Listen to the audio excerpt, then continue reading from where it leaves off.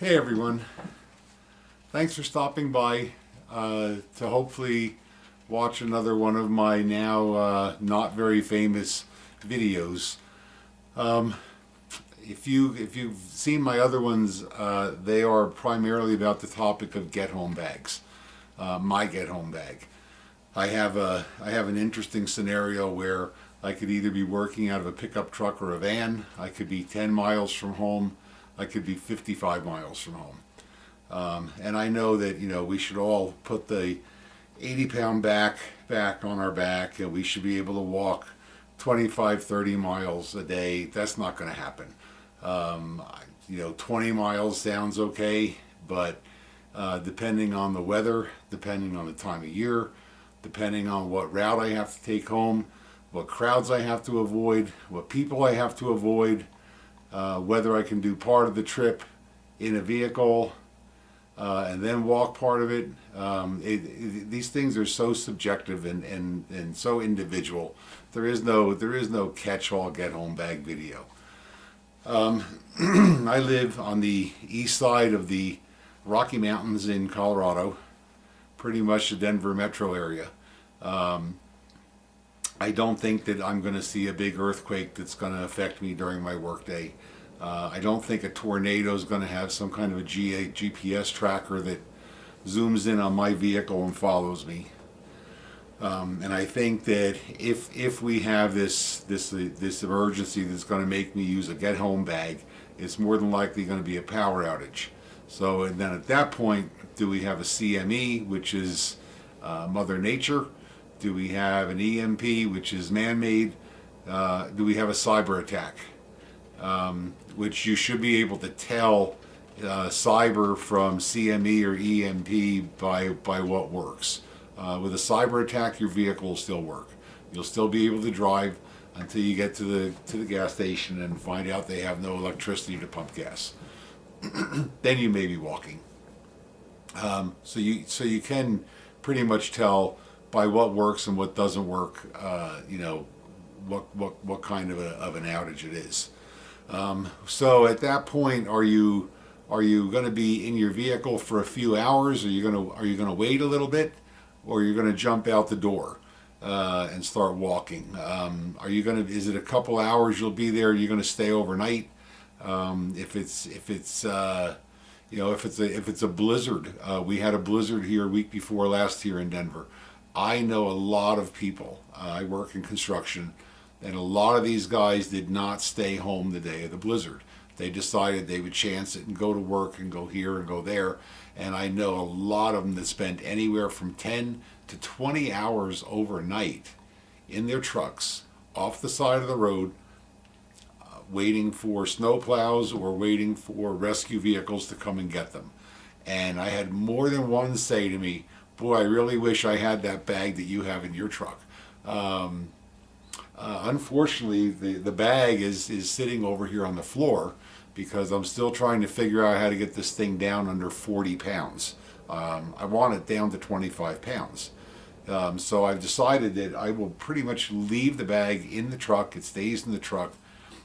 Depending on my distance home, depending on my walk, just depending on everything, I'll decide what's going to stay in the pack and what's not going to stay in the pack. We're coming up in the spring here. I don't need necessarily winter survival gear in the pack. I'll be fine for the summer. But anyway, the reason I wanted to do this video was my electronics that I'm carrying in that bag. And I call them electronics. Even we're not talking about my cell phone. Okay, but what we do have things that are susceptible to an EMP and a CME. And I am living right now in the world of rechargeables. So let me get started here. My one of the items I'm carrying is this Scorpion. This is a Scorpion AM/FM weather band radio. What you do, you can use. It's got a solar panel, so you can hang it on your pack and let it charge from the sun. I can operate the crank in the back, okay, and we can charge up the battery with that. It does have the radio. It does have a flashlight, and I can use this to charge over other things if I needed to. I mainly want it for the radio aspect, and maybe for a light in that sense. And there's a pull-out antenna, and you have your little section that opens up here for your cables to plug in for charging or using it as a charger. I don't know if that comes through or not, but this is one of the things that I carry. And secondly, I have this Out XE is the brand. This is basically a battery charger. I did get the waterproof version, so it's the camper's friend. So it'll charge solar, or I can charge it from another device, or I can plug it into a wall charger or plug it into my truck and keep it charged.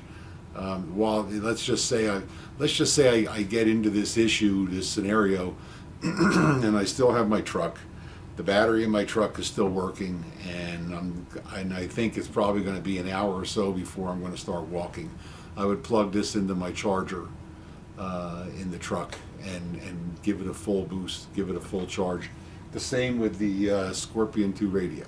I would get them both charged up before I decide to bail out of the truck and start walking. And again, this also, if I can find it, this also has a bank of LED lights on the back. As soon as you take it out of its container that it's in, you'll see the green light there. That means it's charging solar, so my track light that's above my head is charging it. The other thing I carry is a Midland GXT radio. No, it's not a ham radio. I don't have a ham radio license. I have ham radios. I don't have a clue how to use them.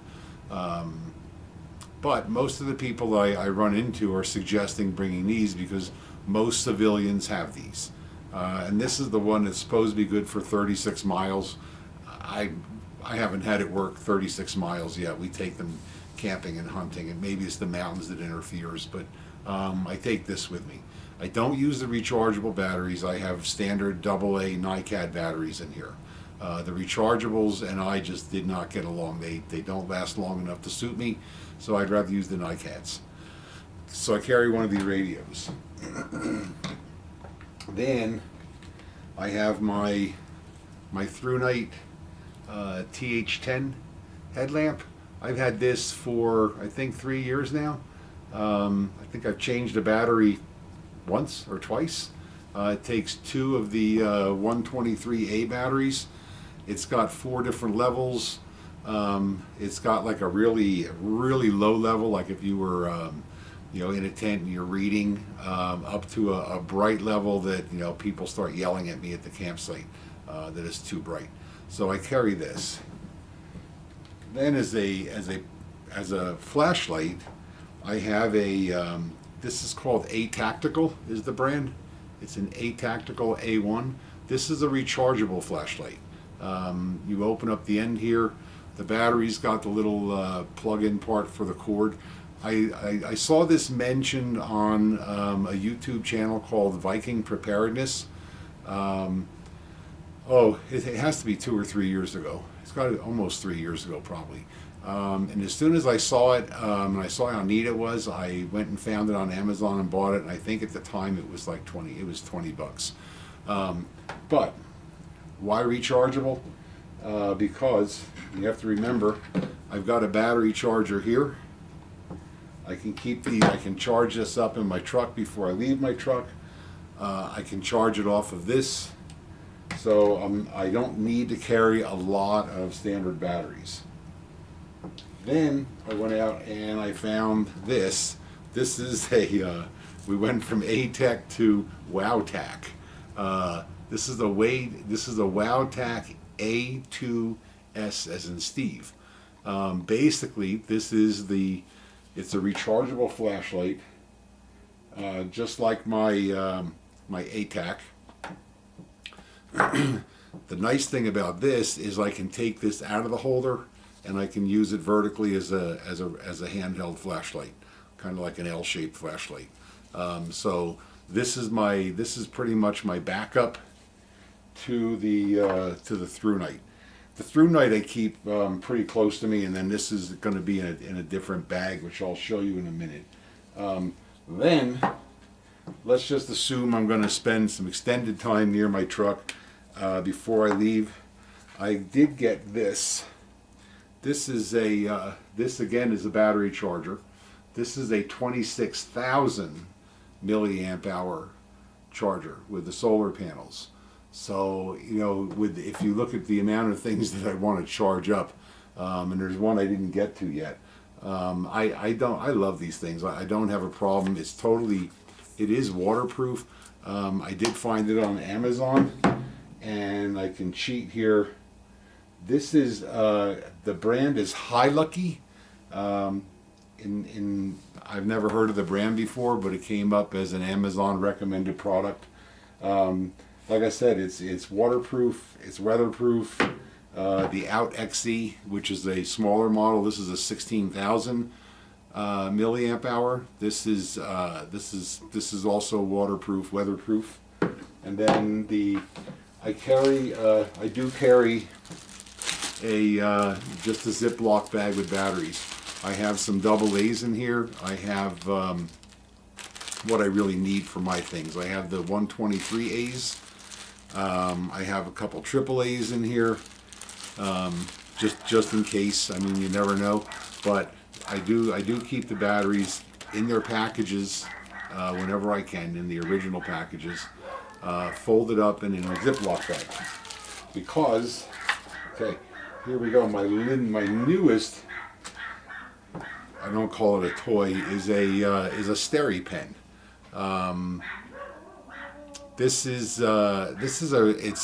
I saw this on a YouTube channel where I believe it's Paleo Hiker, and it just seemed that, like, you know, you can use the the different water purification things that are out there. I mean, I've got the Life Straw, I've got the Sawyer and the Sawyer Mini.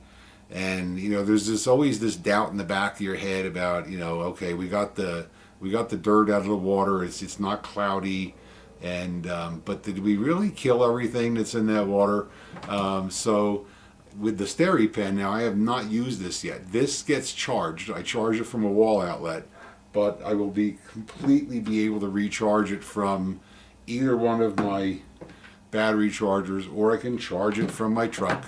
And apparently what you do with this is put water in a 1 liter bottle, a 1 liter container or half liter container.